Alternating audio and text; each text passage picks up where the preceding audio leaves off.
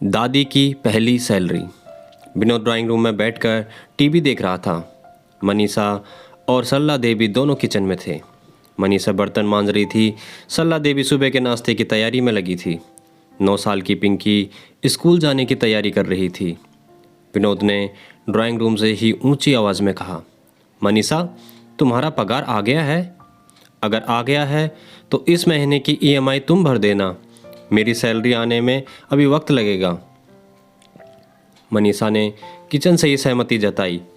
जी ज़रूर, भर दूंगी। इस बातचीत में पिंकी के कान खड़े हो गए, क्योंकि कल ही तो उसके स्कूल में सैलरी के बारे में सबको समझाया गया था, जिसमें बताया गया था कि हर काम के लिए एक निश्चित रकम मिलती है, जिसे सैलरी कहते हैं। इस बात की याद आते ही वह तुरंत किचन में दौड़ी। उसको ऐसे अचानक दौड़ते देख विनोद भी उसके पीछे पीछे गया। पिंकी ने अपनी दादी के पास जाकर उनसे पूछा, दादी, आपको सैलरी नहीं मिलती क्या? विनोद और मनीषा एक दूसरे की तरफ देखकर मंद मंद मुस्कुराए। सरला देवी ने पिंकी को समझाते हुए कहा, बच्चा, तुम्हारे मम्मी पापा ऑफिस जाते हैं, इसलिए उन्हें सैलरी मिलती है। मैं तो घर पर ही रहती हूँ ना, इसलिए मुझे सैलरी नहीं मिलती। पिंकी को यह बात कुछ समझ नहीं आई, तो वह बोली, दादी, आप भी तो कितना सारा काम करती हैं। सुबह जल्दी उठकर नाश्ता बनाना, खाना बनाना, पूरे घर की साफ़ सफाई करना, कपड़े धोना, मुझे ट्यूशन पढ़ाना और बाज़ार जाके राशन लाना और तरकारी लाना और भी पता नहीं क्या क्या। आपके इन सभी कामों की वजह से तो पापा और मम्मी निश्चिंत होकर काम पर जा पाते हैं। मैं भी स्कूल में अच्छे नंबरों से पास हो पाती हूँ। तो क्या इन कामों की कोई वैल्यू नहीं है? पिंकी की बातें सुनकर कुछ पलों के लिए सब शांत हो गए। 9 साल की एक छोटी सी बच्ची जो सोच रही थी वह गलत नहीं था। विनोद और मनीषा के पास इसका कोई जवाब नहीं था, मगर सरला देवी के पास था। वह बोली, किसने कहा मुझे सैलरी नहीं मिलती?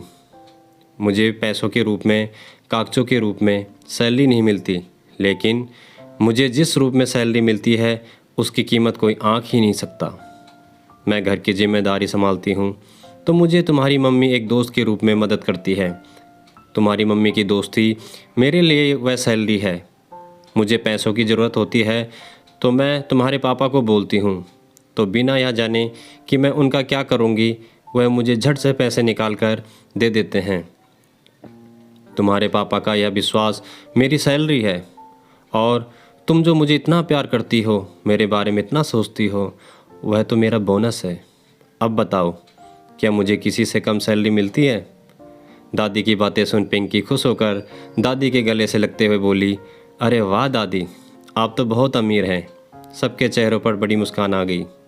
मनीषा सरला देवी के पास आई, उनका हाथ पकड़कर बोली, मम्मी जी, हमने कभी इस बारे में सोचा ही नहीं, लेकिन आपको कभी इस बारे में विचार नहीं आता कि आपको भी सैलरी मिलनी चाहिए?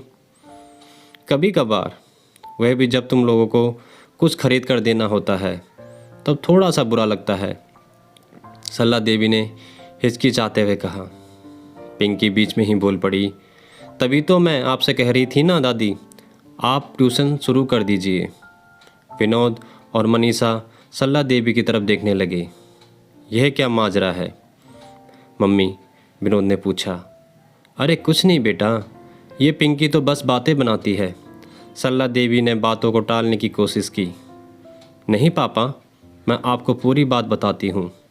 मेरी फ्रेंड रिंकू है ना, उसकी मम्मी एक बार मुझसे पूछ रही थी कि तुम हमेशा क्लास में अव्वल आती हो, हर विषय में अच्छे मार्क्स आते हैं, तुम कौन सी ट्यूशन क्लास से ट्यूशन लेती हो?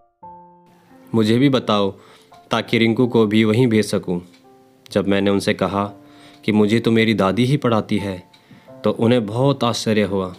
फिर अगले ही दिन तो वह हमारे घर ही आ गई थी और दादी से मिलकर उन्हें रिंकू और उसके साथ 3-4 और बच्चों को ट्यूशन देने के लिए कह रही थी, लेकिन दादी ने मना कर दिया। दादी हाँ भी कैसे करती, उनके पास दिन भर इतना सारा काम जो रहता है। पिंकी ने सारी बात खुलकर कही। विनोद बोला, अरे माँ, आपको ट्यूशन पढ़ाना चाहिए। यह बात तो पक्की है कि आप पढ़ाती बहुत अच्छा है। देखिए, मुझे भी तो अपनी ही पढ़ाया था, उसी की बदौलत मैं आज इतनी अच्छी नौकरी पर हूँ। और रही बात घर के कामों की, तो हम उसके लिए एक काम वाली रख देंगे। आप अपना वक्त ट्यूशन के पढ़ाने के लिए दे दीजिए। सरला देवी ने थोड़ी आनाकानी की, लेकिन बेटा, बहू और पोती ने मिलकर उन्हें आखिरकार ट्यूशन चलाने के लिए मना ही लिया। 1 महीना बीत गया। सरला देवी ने उनके बहू, बेटे और पोती को एक अच्छे रेस्टोरेंट में अपने पैसों से खाना खिलाया। उस दिन सरला देवी की आंखों में रिश्तों की कमाई के साथ अपनी पहली कमाई की खुशी और संतोष चमक रहा था। दोस्तों, माना कि जीवन में पैसे ही सब कुछ नहीं होता, लेकिन थोड़ा सा पैसा जो अपनों के लिए खर्च किया जाए और उससे जो खुशी मिलती है, उसकी बात ही कुछ और होती है। दोस्तों, उम्मीद करता हूँ आपको ये कहानी पसंद आई होगी। अगर ये कहानी अच्छी लगी हो तो वीडियो को लाइक और शेयर करना मत भूलिएगा, और चैनल पर नए हो तो चैनल को सब्सक्राइब करके बेल आइकन को प्रेस करना मत भूलिएगा।